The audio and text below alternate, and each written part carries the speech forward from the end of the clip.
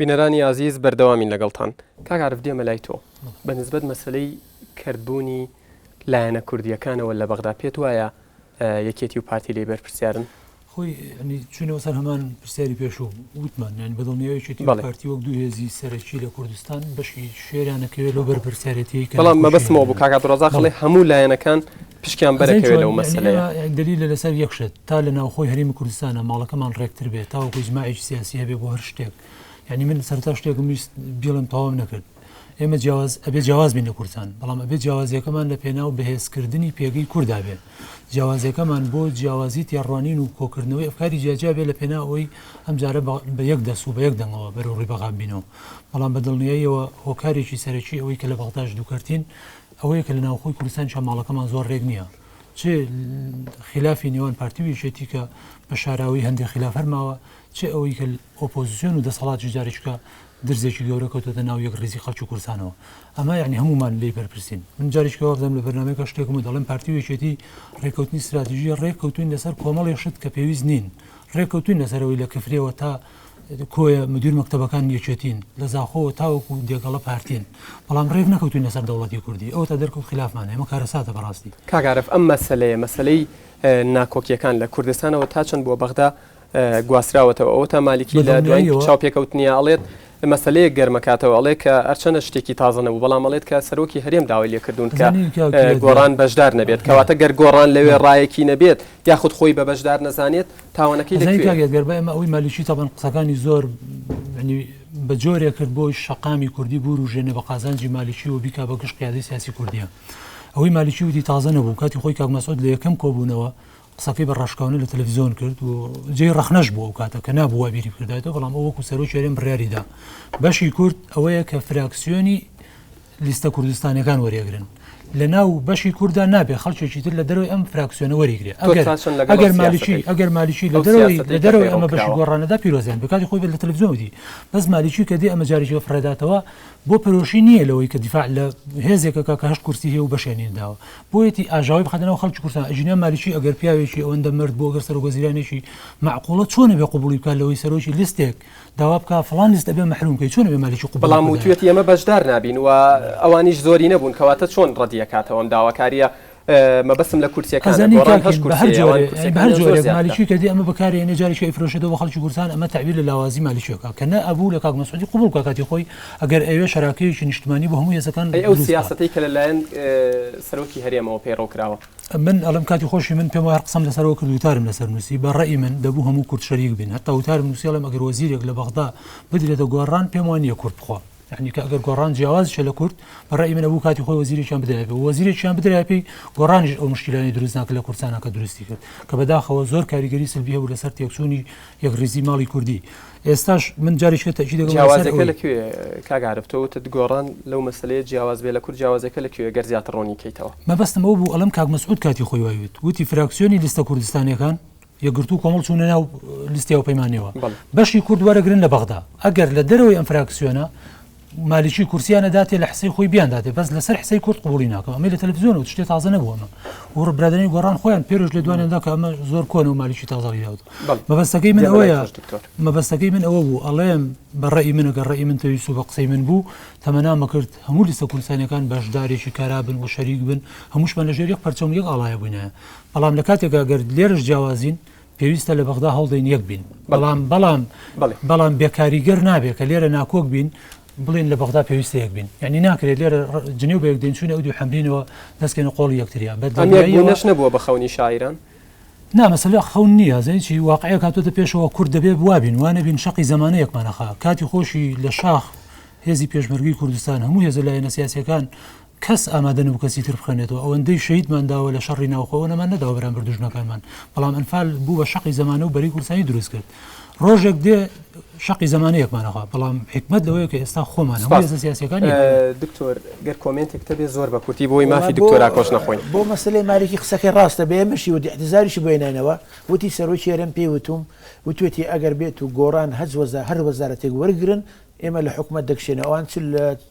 سێ مەقعد بوون تقریبا 49 مەقعدن حکومەتەکە دروست نەدەبە ئەو یەکیان قەیناکە وەزارەتەکەم ئەوان دەکرد بەڵام بۆ سەرۆکی لیژنەکانی پەرلەمان ئێستا 26 لیژن لە پەرلەمانی عێراقەیە ئێمە چیمان بەرکەوتبوو سەرۆکی لیژنەیەک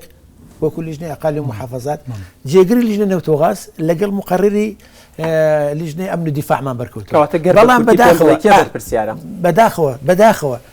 لیژنەی نەوتۆغاز نائیبەکە هێنانچیان کراوە پەیمانی کوردستانی یەکێکیان کرد بە مقرر خۆی نابێت نایب و مقرر کورد بێ بەس بۆچی بەس بۆی بەرگۆڕان نەکەوێت بەڵام ئێستاش دێڵێمەوە ئێمە لە گۆڕان لە بەغداش بۆ هەڵوێستە نیشتیمانیەکان هەمیشە لەگەڵیان بووین قەت لە نیشتیمانەکان لامان نەداوەستم هەستمان بۆ قەدرش کردوکەوە لێمان کراوە بەڵام ئێمە لە مەسلەی هەڵوێستە نیشتیمانیەکان هەمیشە لەگەڵ هاوپەیمانی نیشتیمانی کوردستان بووین سپاس دکتۆرا کۆ دێمە لای تۆ هەمیشە لە باسکردنی کێشەی نێوان حکوومەتی هەرێم و حکوومەتی ناوەند بارزانی و مالیکی دێتە بەرچاومان ئەم مەسلەیە بۆ وای لاتەوە ئایا مەسلەکە کێشەیەکی شخصیە لە نێوان بارزانی و مالیکی یاخود نەخێر کێشەی هەرێم و ناوەندە ئەم پرسیارەی بەڕێز ئەتوانم ببەسمەوە بۆ پرسیارەی کە کاک عەبدوڵڕەزاق پێشتر کردی وتی ئایا نوێنەرەکانمان لە بەغا نوێنەری کوردن یاخود نوێنەری ئەوەی کە لە پەرلەمانی کوردستانن بەڕاستی واقعێک هەیە لە هەرێمی کوردستان ئەوەیە کە چ نوێنەرەکانمان لە بەغا و چ نوێنەرەکانمان لە هەرێمی کوردستان لەناو پەرلەمانی هەرێمی کوردستانە هیچیان تا ئێستا ڕۆڵێکی ئەوتۆیان نەبینیوە لە پرسە گرنگەکانە لە پرسە چارە نووسازەکانە حیزب ڕێگای پێ نەداون ئەو ڕۆڵە ببینن کە ڕۆڵی نوێنەرایەتی کردنە یعنی ئەمە پەیوەندی هەیە بە نادروستی پرۆسەی بڕیار دروستکردن لە هەرێمی کوردستان کە حیزب لەسەر ئاسی ناوخۆی هەرێمی کوردستان چ لەسەر ئاسی بەغا و حکوومەتی ناوەندی حیزب بڕیارەدا نوێنەرەکان نەدراوە ڕۆڵی خۆیان ببینن بوونیان بوونێکی کارتۆنی بووە مەسەلە ئەوە نییە بوونیان کارتۆنی بێ خەڵکی زۆر پرۆفشناڵیتیایە شارەزایتیایە بەدەر لەدایە ئەمانە زۆر بەڵێ ئەمە ڕێگان پێ بدرێ بەڕێی بە بۆچوونی من ڕێگان پێ بدرێ زۆر بەباشی ئەتوانن ئیداری ئەو پەیوەندیە بدەن وە کێشەکان چارەسەرکەن بەڵام ئەو حیزب ڕێگای لێگرتوون کە بڕیارەکان هەندێک جار لەسەرەوە دابەزێ بۆ خوارەوە بۆ پرسیارەکەی بەڕێزت ئەمە وای کردووە کە ئێمە لە ئەساسە لە بنچینەیە کێشەی کورد لەگەڵ حکوومەتی ناوەندیە ئێمە کێشە ململانی ناکۆکی سیاسی نەتەوەی جوگرافیمان هەیە ئێمە بە هیچ شێوەیە کێشەی ئێمە لەگەڵ حکوومەتی عێراقیە کێشەیەکی شخصی یا با بڵێم دوژمنایەتێکی شخصیمان نییە ئێمە ململانی سیاسیمان هەیە ناکۆکیمان هەیە ئەمانە هەندێک جار جوگرافین نەتەوەی قسەکردن لەسەر ئێمە وەکو کورد مەبەستم ئەوەی لە ئێستا ئەمێ ئەوە ڕەبتی کەمەوە بۆی کە بەڵام هەندێک جار هەندێک بەرگی پێدا دەکرێت و هەندێک بڕیاری هەڵا و هەڵچوونی سیاسی و هەندێک مزایداتی سیاسی وای کردووە کە لە پرسێک لە کێشەیەکی نەتەوەی و بگوێزرێتەوە بۆ کێشەیەکی شخصی ئەساسی کێشەکە ئەوەیە کە ئەم بڕیارانی کە ئەدرێ بڕیارێک نین بڕیاری نیشتیمانی بن تۆ کاتێککە بڕیارێکی گرنگە دەی بڕیارەکە بڕیارێکی استراتیژیە پێویستە ڕاوبۆچوونی هەموو لایەنەکان وەربژێرێت واتە تەنها یەک حیزب و یەک کەس لە ناو حیزبێکە بڕیار نەدا پێویستە ڕاوبۆچوونی حیزبەکانی تر وەربگیرێت لایەنەکانی تر وەربگیرێت بە شێوەیەکی تەندروست ئەو بڕیارە دەرکرابێت نەک بە شێوەیەک بێت لەلایەن تاکە کەسێکەوە یاخۆت حیزبێکەوە کاتێک کە تۆ بڕیارەکە تاگلایەنەیە حیزبەکانی ترت بێبەش کردووە و حیزبەکانی ترت بەشداری پێ نەکردووە لە بڕیاردانە قاڵبەکە وای لێ دێت یاخود بۆ شوێ دروستە بێت کە ململانەکە بێتە ململانێکی شخصی لەو ململانەیە ئێستا دروست بوو تۆوەکو مامۆستایەکی زانستە سیاسیەکان بێدەنگبوونی گۆڕان و بێدەنگبوونی سەر و کۆماری عێراق لەم قەزیە و زەقبوونەوەی دوو کەسایەتی لەم مەسلەیە چۆن نەبینیت من بە حەقی خۆیان نەبینم کە گۆڕان و یەکێتی و سەر و کۆماریش بێدەنگ بێت چونکە لە ئەساسە پرسیان پێ نەکراوە یعنی گۆڕان چۆن بتوانێت بەشدار بێت لەو کێشەیە کە لە ئەساسا خۆی بێبەش کراوە لەو حکومەتە نە لە حکومەتە هەیە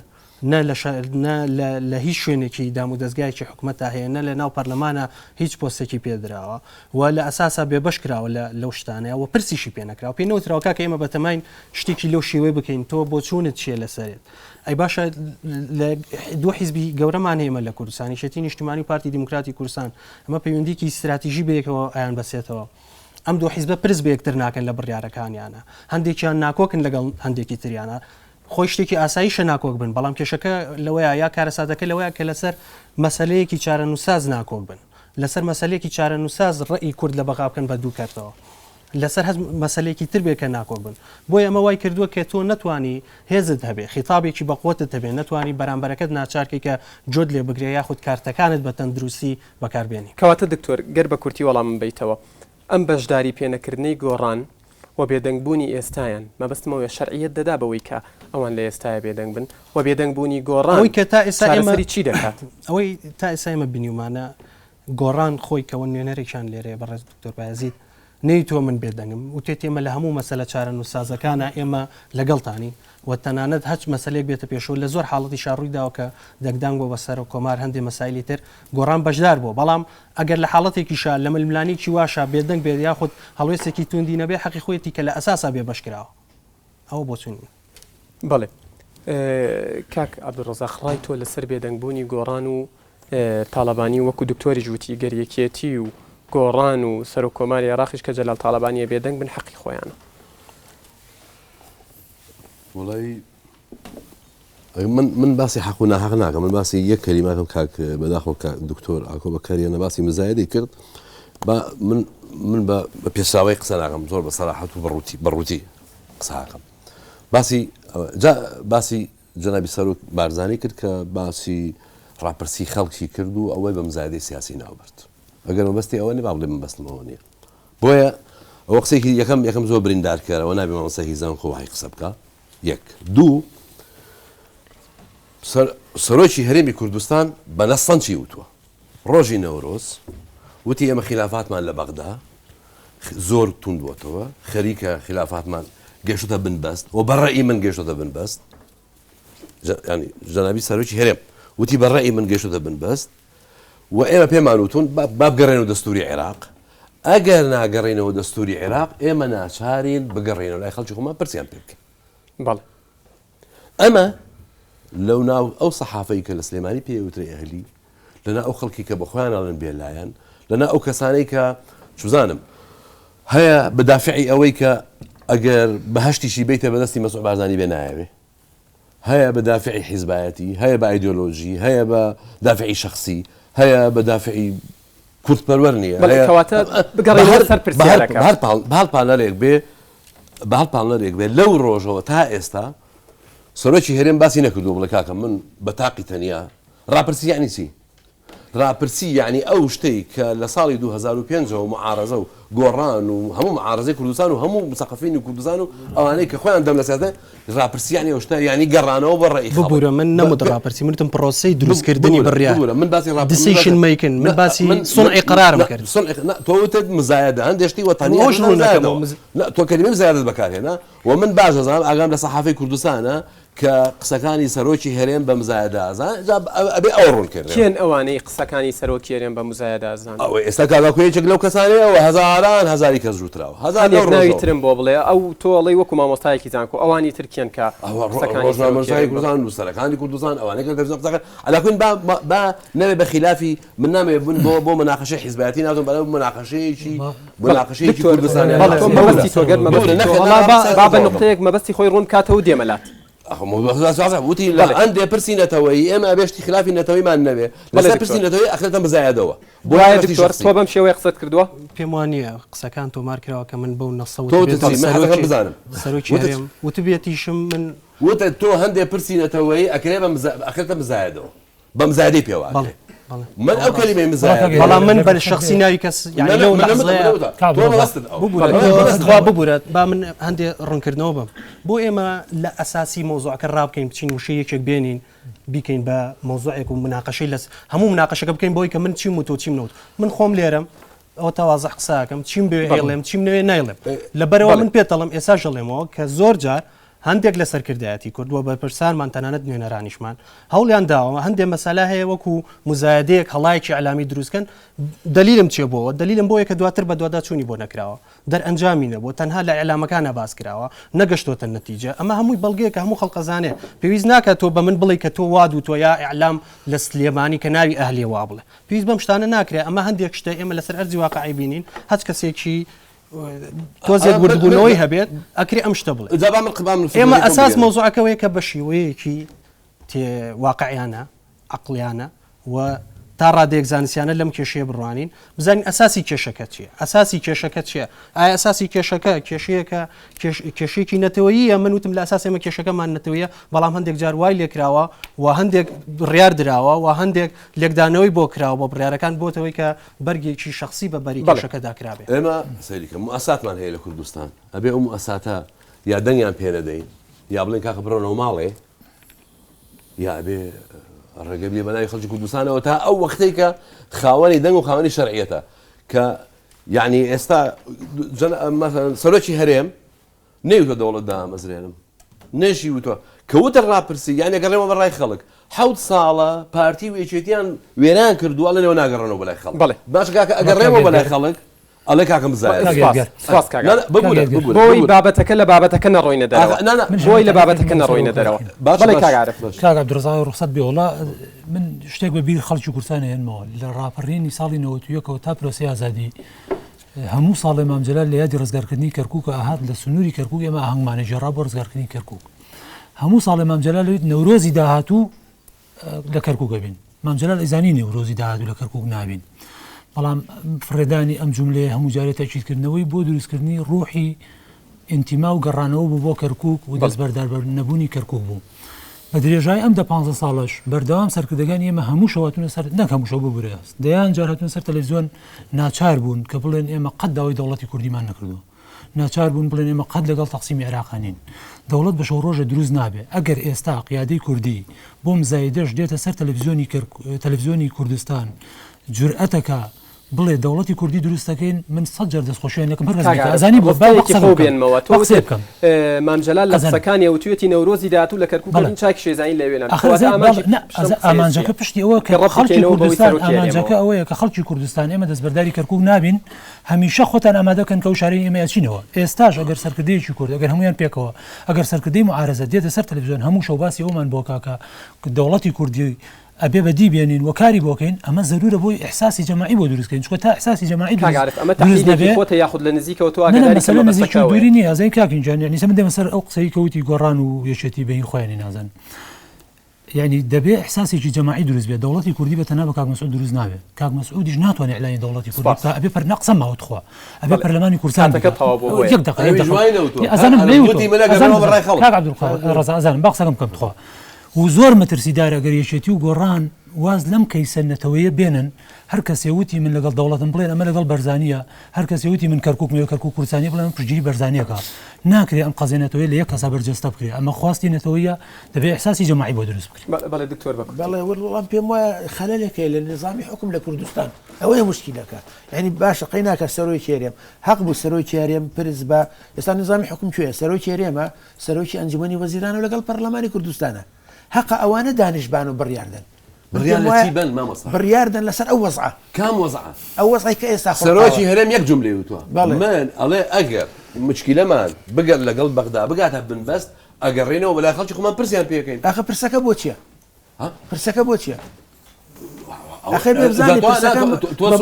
لەسەر دنیاکی ترازی من نازان پرسل بە چیەکە ئەبێ مشاورە بکەین ئێمە چۆن تەعامل لەگەڵ بەغدا بکەین خۆ ئەو نەیوتە من پرسێ پێەکەم ئەرێ دەوڵەتی ئەعلان کەم ئەزانی کاتێک و کاک عەرب زۆر جوان بۆی چوو کاتێک کە تۆ مەسەلەی دەوڵەت و مەسەلەی کەرکووکانە وەکو تۆمەت حساب بکەی خەڵکەکە شانازی بۆ تۆمەتەکە ناخەر کەس بە تۆمەتی حساب خەریکە قسەکانی سەرۆکی هەرێم بەبێ ئەوەی ئەو یعنی من نامەوێ بڵێم یعنی ئەو وتی ئێمە گەڕێنەوە بەڕای خەڵک ئایا گەڕانەوە بەڕای خەڵک تۆمەتە باشە کاک عەبدوڕەزاق ناوەندی بڕیاردان لە کوردستان چییە حکوومەتە بە هەرسێ وەساتەکەی ئەی باشە بۆ ئەبوو بە هەمویان ئەو بڕیارە بدەن کام بڕیار چی بێ بڕیار نەدراوە عەزیزم بڕیار نەدراوە ئەو گەڕێنەوە خەڵک من یەکشی حەقەوا بێ یعنی ناوەندی تەفسیرکراکە ئەم ئەگەڕێتەوە بەلای خەڵک و هەر خۆشی بەتەنیا ئەعلانی دەوڵەت دەکات لە نەورۆز ئەیکا نازانم لە کوێیکە ئەمە هەموو تەفسیراتی بۆکرا ئەمە بۆ کرا بە تۆمەت ئێدە باشە خۆ من خۆ ئەگەر هەر کەسێک گەیشت لە جاتی سەرۆکی هەرێم شانازی بۆ تۆمەتاکە چی لە کورد ئەو شانازەی بەرەکەوێ یەکەم جار دەوڵەتی کوردی ڕابگەێنێ چی ئەو شانازەی بەرەکەوێ کەرو بخاتەوە سەر کوردستان ئەمە شانازەمان پێ بۆی مەشان بە کورتی کاتەکانم تەواو بۆی مافی میوانەکان خۆم زۆر ویستم ڕوونی کەمەوە بەڵام دەرفەت نەبوو کە باسم لاوە کرد کە چێ بڕیارە داوە چۆن بڕیارە درێت چۆن ئەم بڕیارە لە کوردستانە گەرمەکرێت تا ئەدرێت تا لە کۆتاییە بڕیارەکە دەرەکرێت ئێمە کێشەیەکمان هەیە لێرە کە ئەوەیە کە ئەگەر بەهاتە نوێنەرانمان لە بەغا ئەوان خۆیان هەستانایە بە نوێنەرایەتیکردنەکان ئەوان لە بەغا شەڕەکانیان بکردایە ئەو کاتە پێویستی ناکرد سەرۆکی هەرێم بەشداری بکات یاخود قسەی بکردایە یعنی ئێمە لە دنیای سیاسەتە ئەلفوبەیەکەیە ئەوی ژەوەیە کە زۆر بە کورتی گەرمە ببوورە بەس ئەومە بەس یعنی ئەو شتانی کە بەڕێز سەرۆکی هەرێم وتی ئەبوایە جێگری سەرۆکی حکوومەت کە کووردە بیکردە ئەبوایە لە پەرلەمان ئەو شەڕە بکرایە ئەبواە لە ناو ئەنجومەنی وەزیرانە ئەو شەڕە بکرایە ئەبواە کە باسی فڕۆکەی F16 کرا ئەبواە بابەکر زێباری کە سوپاسالاری عێراق ئەو شەڕەکەی بکرد کەمالێکیش لە قسەکانی ئاڵێت هەمویان موجود بوون لە دانیشتەکە ئەبواە لەوێ بۆ جوڵاندنی هەستی چونکە لە دنیای سیاسەتا بۆ شێوەیە لەسەرەوە لە لووتکە قسە ناکرێت چونکە کەسەرەوە لەسەرەوە قسە بکرێ زۆر خەتەر ینی گەڕانەوەی نییە لەسەرەوە قسەکردن نییە دامی خۆ لە مفاوزاتی شەوایە سەرەتا چەند لیژنەیەگەکرێت تەنها کە ئیمزاکەی مێنێت اینجا ئیمزاکەی سەرۆکەکەیکە پێشتر مفاوزات کراوە دەیان لیژنەی نزمتر ئەو ئیشیان کردووە بۆیە من پێم وایە خەلەلەکە لێرایە جەنابی سەرۆکی هەرێم نا ئەبوایە ڕاستەوخۆ بۆ شێوە ئەبوایە نوێنەرەکانی ئێمە چ لە حکومەت چ لە پەرلەمان چ لە شوێنەکانی تر ئەو شەڕانەیان کردایە زۆر سپاس بینەرانی عزیز بە پرسیار و وەڵامی میوانتەواوی میوانەکان بەردەوامە بین لەگەڵتان فەرموو دەستخۆشی و بەرنامەتان لە یەکەم پێشەکی و باسی سەرکردەکان ناوی خۆت بڵێ ئازیێت نەبێت من ناوم سیاتای ڕۆژنامە نووسم ئەمە دووەم جارێ من بەرنامەکەی دوازەم کارم جارێک ڕۆژان بەناسیی جەنابێت زۆر باسی سەرکردەکانتان کرد سەرۆکی هەرێم و سەرۆک مام جەلال و سەرکردەکانی تر دیارە ناوی هەندێکتان لێنە کێشەمان نییە من دەڵێم لێرە لەسەر مەسەلەی کەرکووک و سەربەخۆی هەر سەرکردەیە هەر کەسایەتێکی سیاسی لەم دۆخەیە لاوازی خۆی بنێنێ ئۆکواڵی دکتۆرێک وایە دکتۆرێک کەسێکە کوژێ بەزە میلەتی پرسیارەکەت پرسیارم نیە وەڵامە کوڕونکە اینجا پرسیاری ژەڵم زۆر بەداخەوە ئەوایە لەسەر مەسەلەی کەرکووک وەکو ئیشا هەندی ڕۆژنامە و ئیشایی پێداباسی وەژەکەم ئەوایە لە کوردستان ئینتیمام بۆ نەتەوەی زۆر وایە ئەوایە ئێمە هاوەرمان کردایە لە بازار ماوەتەیە کەس پرسیارەکەت بکەی بە کورتی دێگەی ئەوەمان بەسەرا تێپەڕی پێم وایە وایان لێکردی کا بڵێن فیلێکی گەورە هاتووە لە کەرکووکەوە ئێمە هەمومانەخوا زۆر بەداخەوە کاکبای دەڵێ کوردولایانە ئیشەکە منیش دەڵێم کوردولایانی ئیشەکە بەس لە ناو لایەنەکانە خەڵکی زۆر باش و ئەکتیڤیژەیەکێ لەوانە کایەمان ئەحمەد دەچێت دە کەرکووک ئەڵێ من هەزار جاری تر دێمەوە کەرکووک ئەمە مەسەلە تەحەداکردن نییە پێم وایە مەسەلە ئەوەیە تێ کەرکووک شاری کوردستانیە کاکۆسرەت دیستا پێم وایە لە پەرلەمانی کوردستانە پێشوازی لە وتارێکی سەرۆکی سەربەخۆیەکەم بۆ کاکبای کاتێ زۆر برد ببوو بۆ کاغارف مێژوویەکی جوانی بۆ ڕۆژنامە نووسانی کوردی نەخشان بەڕاستی من دەستخۆشی لەیەکە پێ وایە زۆر کەسی تریش دەستخۆشی لە کاغارفەکەن بەس بۆ ینی ڕۆژنامە نووسێ ئەگە بتوانێت شتێکی حەق بڵێ یانی لا بدرێ لە کار ئەوە هەر بەسەر و ناوبەستە منی ژامە خانووشم ڕووخات 12 سژیان کردن ئەگەر یەک پرسیایەتر مەجال بدەیت کاک ئاکۆ با پرسیاریش لەو بکەم حەق شتەریمە کاگاکۆڵێ حەقی شەرعی ئەڵێ کاگاکۆڵە کورد نابێ خەریکی ناوبژیوانی بێ پرسیارەکەت بکە بەس یەک پرسیار بەڵێ کاگاکۆڵە کورد نابێ بەشی ناوبژیوانی بێ بۆ پێی خراپ ینی مام جەلاتوانی وتی ناوبژانی عەرەبەکان بکە یا سەرۆکی هەرێم یا تەکتولەکانی تر پرسیاری هەبوو بێی بۆ کاکەی حەزێت نەبێ پێشاو محەممەد خوێنکاری گیانەکەم خۆم پێتەڵێم بۆی دەست پێ بکەی فەرموو پێشاو محەممەد خوێنکاری زانستە سیاسەکان پرسیارەکەم ئاراستەی بەڕێز دکتۆر بایازید حەسەنە لە سەرەتای بەرنامەکەەوە باس لە سیاسەتی حەکیمانە کرا ینی چۆن سیاسەتی حەکیم کەم بەرامبەر ئەو وەزعی ئێستای عێراق ئەگەر سیر بکەین جیاوازی و ناکۆکێکی زۆر هەیە لە هەر یەک لە هەڵوێستەکانی جەنابی سەرۆکی هەرێم و جەنابی سەرۆکی کۆمار ئایا یعنی کام لەم هەڵوێستانە یاخود کام لەو مووقیفە سیاسیانەی سەرۆکی هەرێم و سەرۆکی کۆماری عێراق سیاسەتی حەکیمانەیە سپاس مراد محەممەد خوێنکاری کۆلێژ یاسا ڕێی بەشی زانستی سیاسەکان دوو پرسیارم هەبوو پرسیارێکیان بەڕێز دکتۆر بایازید بەڕای جەنابەت سیاستی تاڵەبانی یان بازانی بۆ ئێستا بۆ ئێستا کوردستان باشترە بەرام مالکی کامیان باشترە پرسیاری دووەم بۆ بەڕێز کاک حارف بەڕای جەنابەت لێنزمەوەی گۆڕان و یەکێتی تا چەند کاریگەری هەیە بۆ یەکگرتنی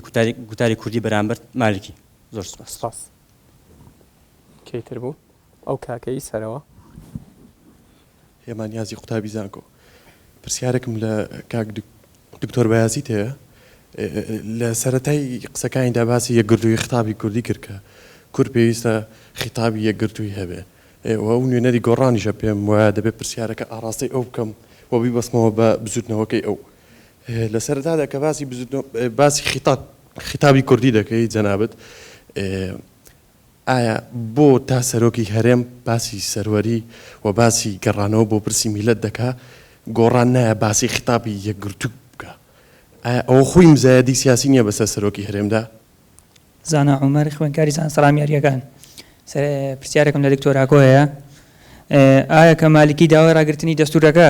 لە کاتی ئێستادا ئەمە مانای کوتەتایەکی تازە نییە بۆ عێراق کوتەتایەکی تازە ڕووداتەوە سپاس بەڵێ محەممەد فایق خوێندکاری زانستە ڕامیاریەکان پرسیارێکم لە دکتۆر عەبدوڕەزاقەیە باشە بۆچی دوای ڕوخانی سەدام حوسێن دەوڵەتی کوردی دروست نەکرا میلانامی خوێندکاری زانسە ڕامیارەکان سەرەتا پرسیارێکم بۆ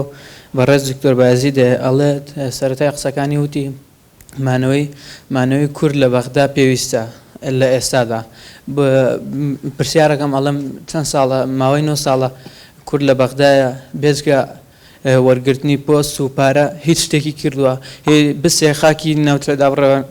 ناوتەدابڕاوەکانی گێڕاوەتەوە پرسیارێکی ترشم بۆ بەڕێز دکتۆر عەبدوڕەزاقەیە ئەڵێ مالیکی سەلاحێتی ئەوەی نییە کە بڵێت قایمێکم بنێ با داواکارەکانتان جێبەجێکەم ئایا کێ و سەلاحێتی داوەتێم بەڕای من لە کۆبوونەوەکی هەو لێرە سەلاحێتی دراوەتێ و سەرۆکی هەرێمیش سەلاحێتی یاوەتێ زۆر سوپاس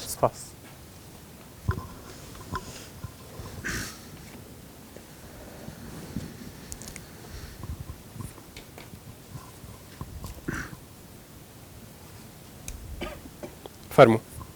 سەروەست پرسیارەکەم بۆ کاک عارف قوربانی و بەڕێز عەبدوڕەزاق عەلیە من وەک گەنجێک لە هەرێمی کوردستان هەست دەکەم نەعەدالەتی لە وڵاتە بەشێکی گەورەی ئینتیمای خەڵکی وڵاتی داخورانەوەیان لەناو بردووە خەڵک بەگشتی وە گەنج بە تایبەتی ماوەیەکە لە دەستگا ڕاگەیاندنەکان بە تایبەتی ڕۆژنامەکان هەوڵێکی زۆر گەورە هەیە بۆ گەورەکردنی نایارەکانی کورد بۆ نمونە جاری وا هەیە لەسەر بەرگی گۆڤار و ڕۆژنامەکان من وێنەی جەعفەری یان مالیشی یان موقتەدا سەدرە بینم گەورەتر لە وێنەی سەرکردەکانی خۆمان و گەورەتر لە قەزەی کوردیش یعنی ئەم هەوڵێکی تەسەورەکەم زۆر خراپە بێ بۆ ئایندەی وڵاتی ئێمە پرسیارەکەم ئەوەیە بەجددی ڕاگەاندنی کوردی لە قەزەی کوردیە بە تایبەتی لە قەزەی دروستکردنی دەوڵەت و برەودان بە کێشەنەتەوەیەکانمان ڕۆڵی نێکەدیفی هەیە بە تایبەتی و ڕاگەاندنەکەی خوێناوە بۆ بەڕێز عەبدوڕەزاق و کاک عارف قوربانی زۆر سپاسانەکەم دەستخۆشی بەرنامەکەتان لێکم بەخێر هاتنی هەموو میوانە بەڕێزەکانی ژەکەم چەند پرسیارێکم هەیە پرسیاری یەکەم بۆ بەڕێز کاک دکتۆر بایزیدە